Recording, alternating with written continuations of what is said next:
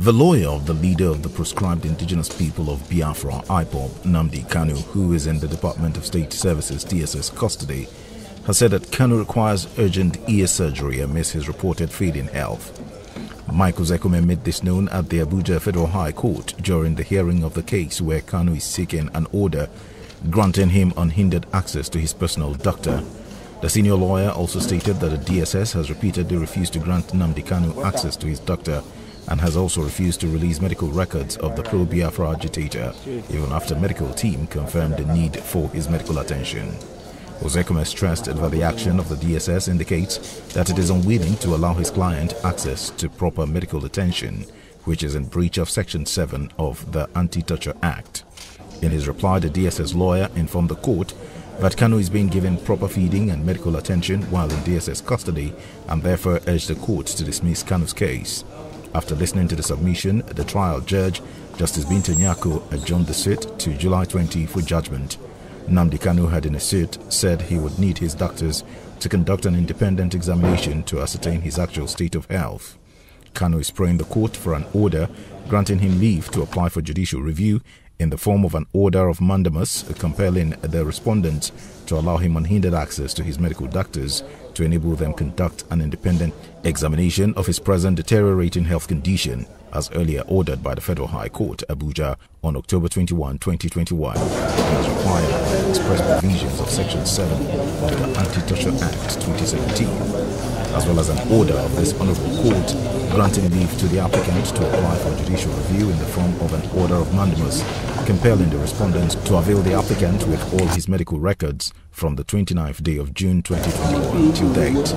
KANU listed some of the records he would require from the DSS to include his admission records, medical and clinical notes, nursing notes, observation charts and documentation during treatment or stay in hospital, laboratory test results, pharmaceutical records, radiological scans, images and reports, blood transfusion records, physiotherapy and rehabilitative treatment records, clinical findings, as well as diagnosis and treatment prescribed records. They are wrong and they are wrong. And today, the court has had us asking for an order of mandamus, compelling the SSS to provide his medical records. If you have nothing to hide,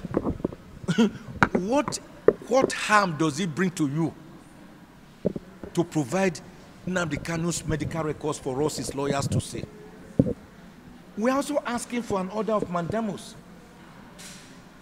that he should be allowed to see his personal physician as ordered by this same court on the 21st of October 2021. What has he asked for? That we hurt the federal government.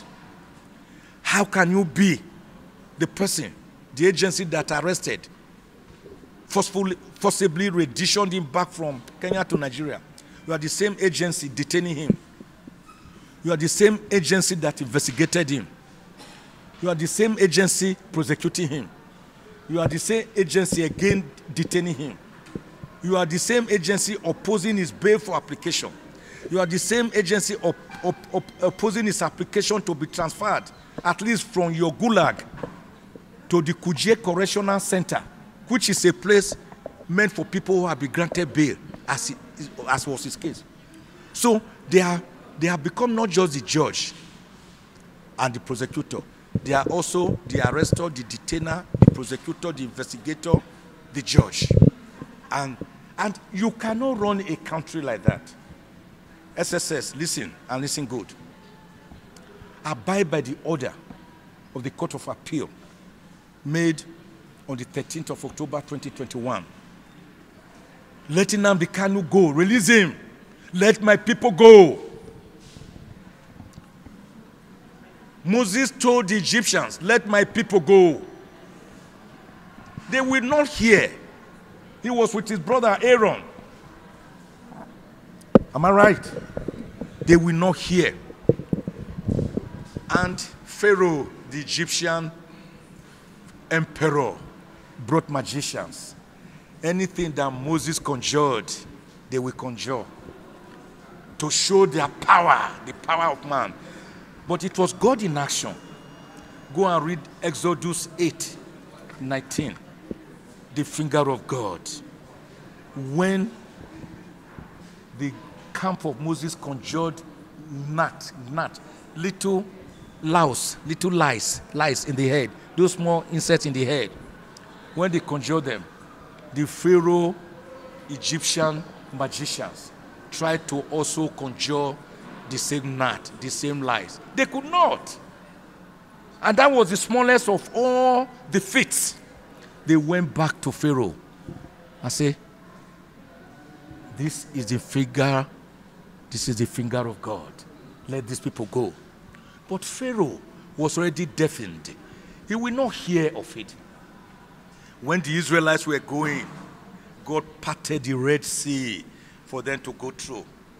And then the Pharaoh army with chariots and charioteers, they came steaming, pursuing the Israelites.